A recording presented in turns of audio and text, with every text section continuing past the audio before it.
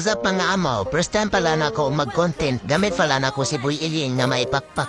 Dito katbang ko si Boy Vampira, lakas baya siya mama at pero sungkod diyang kaunon, kaya tinulungan ko na lang siya mag-clear. Dito nakita ko ang kabit ni Granger, kasama niya si babaeng wakwak, sayo paganigi wakwak na akong kauban. Para nothing happened, papunta sana kami ng butlin. Piste nga wakwak, narinig niyang sinabi ko, ayan, nadamay pa kuning duha ka manana, bisibatan na noon kong alpakaero, animal nga wakwak, luhagan kaayo, awang alpakaero, gisulo niya tigbas ang pagong, nakalaag ulit ang wakwak, amaw nga alpa, hindi siya lumapit sa ako, sinampulan siya ulit ni wakwak.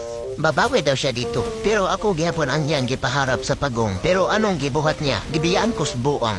Pagbalik nila, sinalubong kami ng sit sa kabit ni Granger. Napatungstugs talaga kami, mga amaw nga kakampi. Angay jud mo i-report, especially kang alpakaero. Waa ka, loya sa wakwak, gikulata naming apat. Siyempre, apelon na to si Boy Vampira, kay murag ni Gara naman. Mabuti na lang jud nakabawi mi dire. Buang man guro mo, maayo ra mo sa sugod. Awa, nasakitan ra mo sa ending. Aw, buang man day ko.